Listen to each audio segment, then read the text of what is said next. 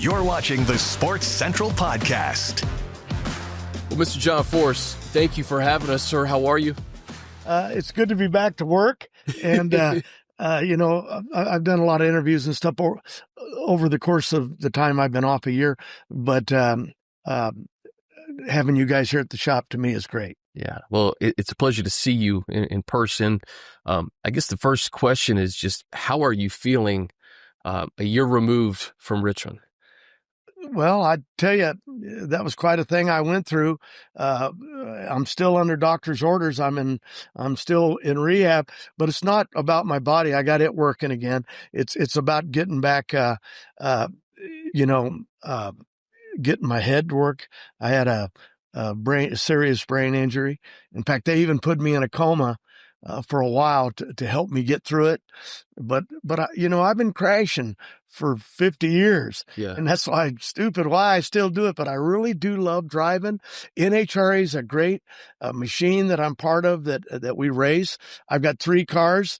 My daughter Brittany's out there. She won two championships. So, and I've won too many to remember.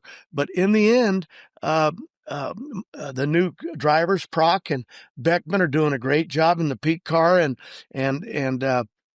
the Cornwell Tools car, and we're all Chevrolet. And I race for Hendricks.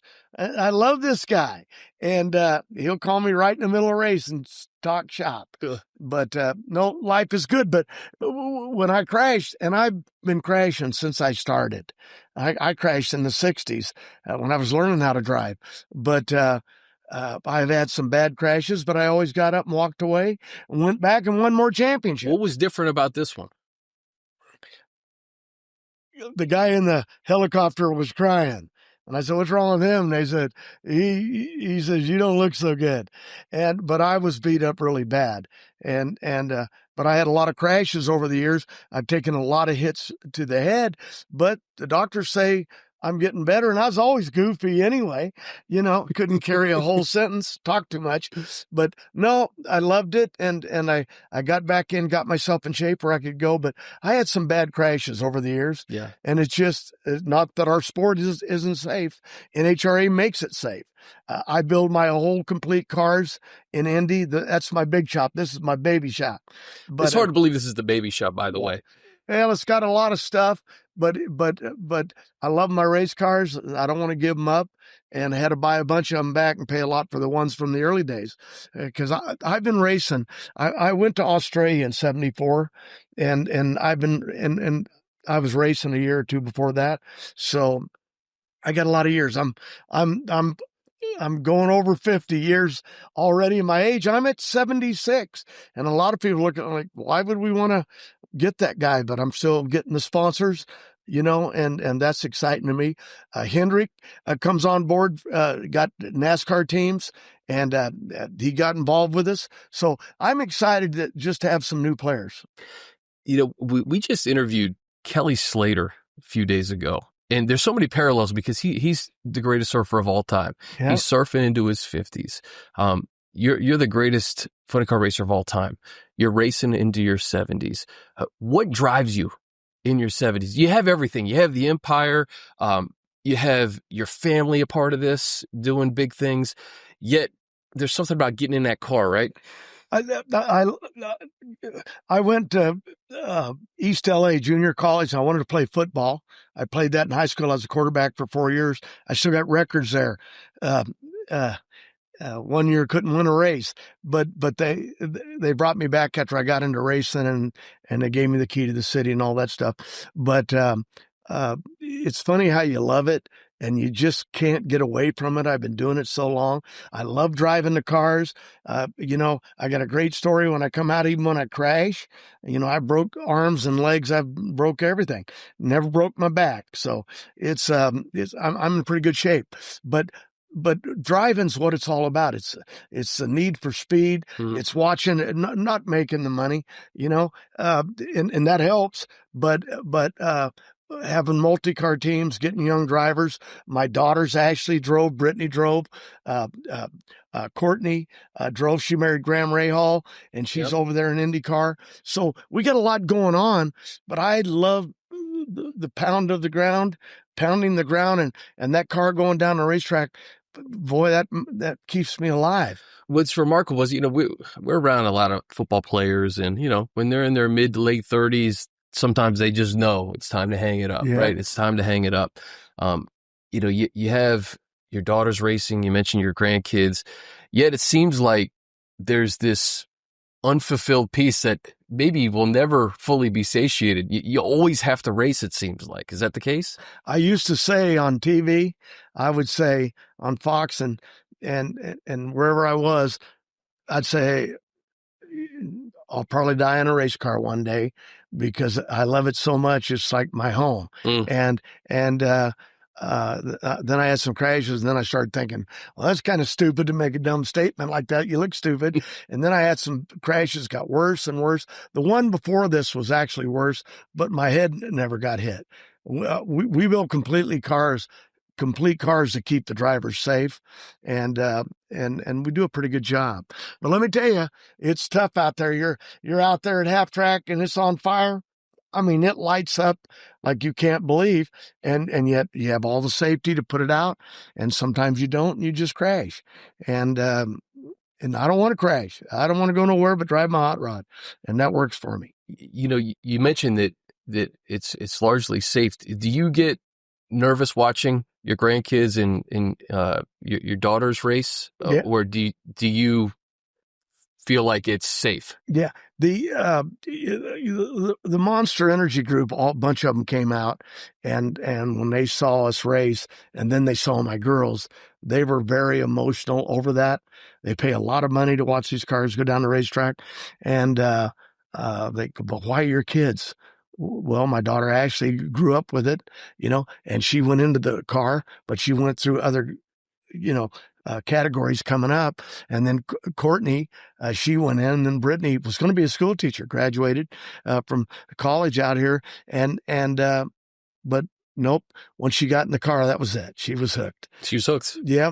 She said, that's all I want to do. I took her all the way to West Palm Beach, and I put her in a race car down there. And I said, just make a run next to me. I'll be in the funny car. So I'll be out there with you if you get in trouble. And, boy, she drove it. And first she come back, she was a little nervous. And then from then she never got out of it. And she's been in it probably, I mean, she's 30 years old, but she really loves it. She might be 31, but she just got married this year to Bobby Lyons, a military kid in the Air Force. And he got a retirement at 31 or something. Here I am, 131.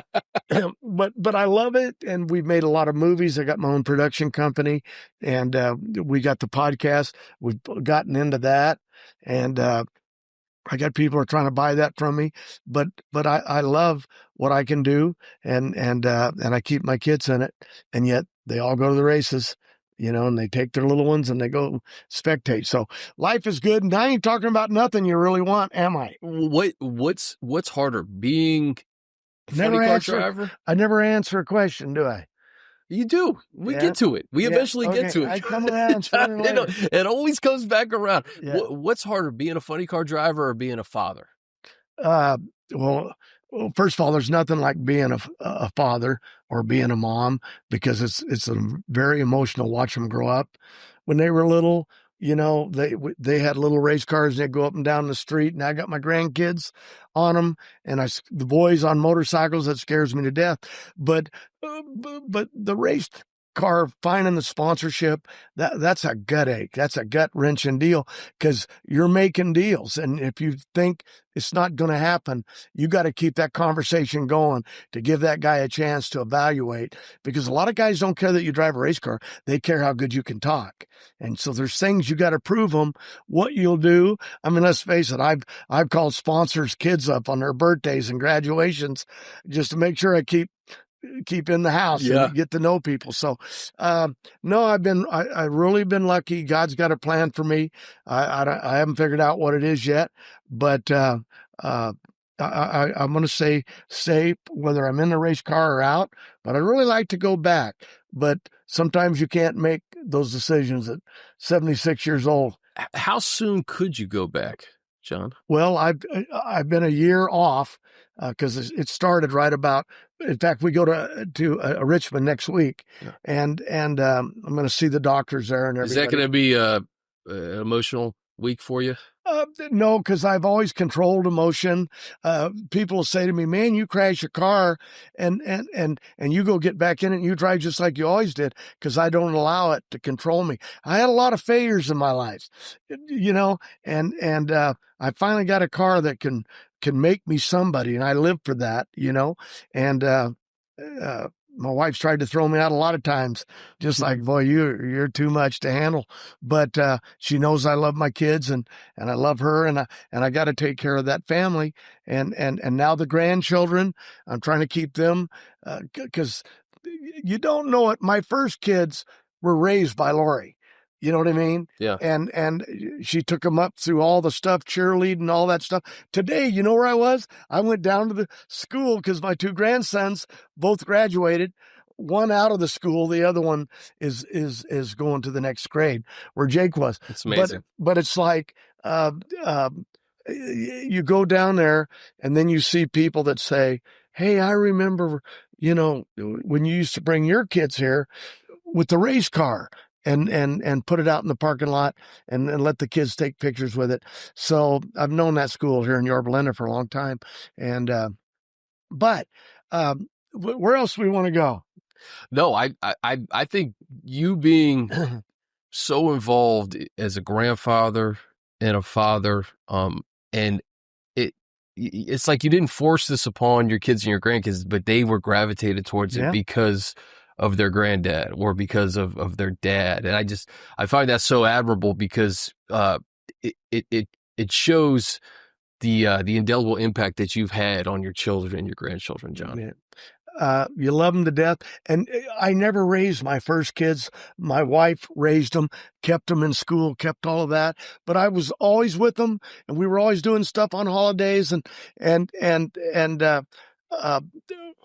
then one day I realized my kids are all grown up, and what did I miss? And I'm lucky they went racing. Yeah. You know what I mean? Their mom even got a license driving at Frank Hawley's driving school because she wanted to be to know what the kids were experiencing. She didn't want to drive, but she did. And what I look at is the time that I lost with them, and that'll never be recovered.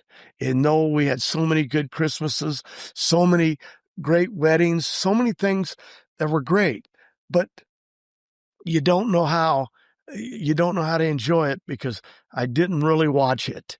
And now with my grandkids, I am. So, I was up there today, and I just got to run out in the crowd and try to hug my grandson that came up, Noah, and Jacob. Autumn's doing great back there. In fact, her mom went and bought a house. Didn't even tell me. I bought a house in Indy because I want to be with my daughter, and so that's where she went. So, well, you know what's unique about that is, you said that you regret not being around there early in their lives, but you were making a living, and you were setting them up for success, and then to go through that, it seems like you are so involved in your grandkids' lives, and it's got to be your pride and joy. Oh, it's everything. My wife said to me, if you hadn't beat Ashley at Las Vegas, second to the last race, she would have won the championship. She was in the points lead, but I want to win when I'm up there, even when it's my kid. I'm pathetic. But what are the conversations like after a race like that against your daughter? She won her first race in Atlanta, and I knew the lanes were bumpy, but she outran me, so she got lane choice. And I went out there and got airborne, and the car got loose, and she ended up winning. And I get out of the car, and I'm saying, how'd we screw that up, Coyle? How did all that go bad? And Coyle said, John, your daughter is over there with an interview. Don't you think you ought to run over there and hug her? But I was so caught up in that moment of losing, You had to flip off competitor mode and get into dad mode. And there's just so many things you learn going down that road. And one day you wake up and, you're 70 years old, 76. And I thought, what did I do with my life? Why didn't I ever want to go on a golf course? Yeah, I tried a couple of times, and Wally Parks, the president that started the association with NHRA, came up on a golf cart, and I hit the ball and went right over and bounced off his golf cart. And they go, how do you do that? Even a professional couldn't knock a ball that way, but it's just, I was never a good golfer either, but I have fun doing it. I love it. And then my grandkids are out there, and, it was sad. My wife's got a lot of video, and Ashley's here, but a lot of video of the last crash. We got all the videos because they're all on TV. Yeah. And hell, I had complete videos made by NHRA, John Force crashing and not dying. But my daughter kept some stuff from the hospital, and my grandsons came in, and that don't look like Grandpa. He don't look so good. And of course I wasn't in the right mind. Yeah. So, but how did them being there help your recovery? Oh boy, loved it. Loved my wife, and my daughter Ashley said, your whole personality changed. You became a dad. We had to go and beat you up with a race car, and then you became a dad. That's all you wanted was the kids, they're with you, and even my own kids. So I've been really lucky. I've lived through stuff that I shouldn't have. When people say to me, man, all the crashes you've had, because that went on for 60 years. And don't like to think about it. I'm talking about it now, but no, I want to either get back, or I'm going to go be a team owner and continue to support NHRA. They're really good to me. And I owe all these people jobs. Yeah. Well, you're the tip of the spear here. Yeah. I have to imagine when you have raced for as long as you have raced against competitors' sons and daughters. What's it like competing against different generations of drag racers, being that, you've been racing into your 70s? Because a lot of them learned the ropes from other drivers. Like Prudhomme hired Caps. I almost got him, and we were building multi-car teams, and Prudhomme was a champion, great guy, kind of my hero, right? He retired, but he's still at the races. But Caps came in, and he's evolved as a driver, and he's really good. And but there's a lot of good drivers, a lot of things I wanted to talk about, and I got really sidetracked. I apologize, but not at all. But Ashley's got a lot of videos. If you want stuff from the hospital, it's kind of ugly to see, but all your grandkids and people carrying you out, just to go get in the car. But no, this I wouldn't have it any other way. Driving this car is easy, even though there's a lot going on, and you put a new guy in it, they don't have a clue. Some never make it. But to me, that's what I understand. I was a truck driver too. Hell, I drove my 18-wheelers for years, and Coyle come to work for me, and he said, if I'm going to fly, you're going to fly with me if I got to pay for it. He said, it just don't make sense to have the boss in the 18-wheeler. But we had great days, and I give him credit of all my wins, and him and Bernie Federley, but now I got Jimmy Prock. He was this big when I saw him in front of the Christmas tree. I was selling his dad a TV. I raced against his grandpa in funny car, but his dad, his grandpa raced in the races in IndyCar.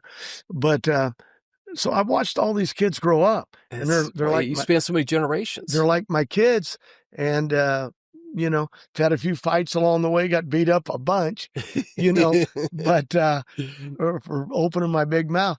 But no, I've grown to love it, and I love these cars. And look at me, this is only part of my operation. I just can't let them go, Well, it seems like you don't even have time to do anything else but focus on racing. Do you watch any other sports, or do you have any other athletes that you followed or studied? Yeah. First of all, Dale Earnhardt and I deal with his son now, Junior. I saw your podcast with him. It was great. Oh yeah, Years ago. he's pretty amazing, the stuff that he puts together, and he's looking at our show. But just I knew his dad. His dad was really special, and of course he was my age or maybe a little older. Yeah. But he was killed at Daytona, and I got to know his son because his son was coming up. Really, really good people, and but I've got sponsors. So many people I deal with. I go home and go to bed and get up and go to work, and that's 7 days a week. My wife, well, where are you going? I'm going to get coffee and go to the shop. That's what I do. See if anybody broke in and stole my trophies. But I got trophies go clear back to Australia there, and I've been really, really lucky. I've had a lot of. I know it's all bull stuff, but a lot of people say, "Where are you going to go now?"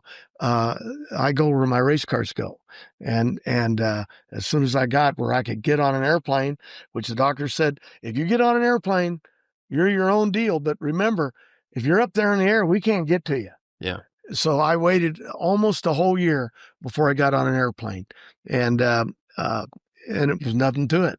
But I didn't fall over. So what I got to do is, I love it. You may need 3 or 4 shows for us to get through this. Oh gosh, we could do like a 12-part documentary on this, John. The thing about someone like you is that it doesn't matter if you're 30 or 70. Yeah. You have so many fans and they want to see you race. Yeah. I mean, Kelly Slater, I talked about this. Everybody went to go see Kelly Slater surf this past week. Yeah. He's in his 50s. Tiger Woods, it doesn't matter if Tiger is 20 or 45. They want to see Tiger Woods. They want to see John Force race. What is that feeling like when you see all these fans that are there for you? It's the greatest feeling in the world, because when you lose, I tell my daughters, when you lose, you get out there to the fans and they'll make you feel like you won, even if you lost. And, it's funny, growing up, me and my cousin, Larry Jones, he'd get in his Volkswagen and we'd drive to the beach. We lived up here in Bell Gardens in LA, but we'd drive to Huntington Beach and we'd surf. And I was never very good, but I loved surfing, being out there. I loved the ocean. And years later, I went back, but I saw the movie Jaws, so I quit going in the water. Right? It's a good reason to get out. Yeah. But I went back, and one day I said, I got a Woody out back with surfboards on it, and I put seat belts in it so I could take my grandkids to the beach and surf. And I loaded them all up, and we took off. And it was before we got halfway there, they go, "Grandpa, can we go back and get one of your Corvettes or your limousine or something?" And I said, "No, this is the life that I wanted, Yeah. And, but years later, I did go back to Huntington Beach, and I went down there, and I got my surfboards out, and I went out in the water and surfed. Wasn't any good, but it was just something from that world that I got a taste of. So, but John, when you go out there, the exhilaration of people crowd around, because the hospitality in the sport, as I've learned, the fans are right there. They're on top of you. They live right on top of us. Yeah. That feeling, there's seldom any people that will ever experience what you've experienced in terms of getting into a race car and having all these people watch you, be there for you. What is that feeling like, independent of just getting in the car and going? It's to be cared for is always something positive. A lot of people don't like the attention. I thrived on it. I loved it. I loved getting with sponsors and hospitality and getting the crowds in there with them and let them know what it's like, for the fans to appreciate you. But it is a tough job too. Go running all day, running from early in the morning, late at night. It's tough. But if you love something enough, and that's what I tell my kids, you got to love what you do. And when it gets to a point, and yet my kids go off, they're still doing it. Courtney's at my races, the IndyCar races. Ashley's husband tunes my car. You know what I mean? It's all evolved over time. My employees some of them been with me 25 years, and I look at them. One guy walked right by me. I said, "Hey, I'm the boss. How can you walk by me?" And he goes, "I know you yelled my name, and then I forgot where I was going." and they're just really good people. And we all, but there's so many things.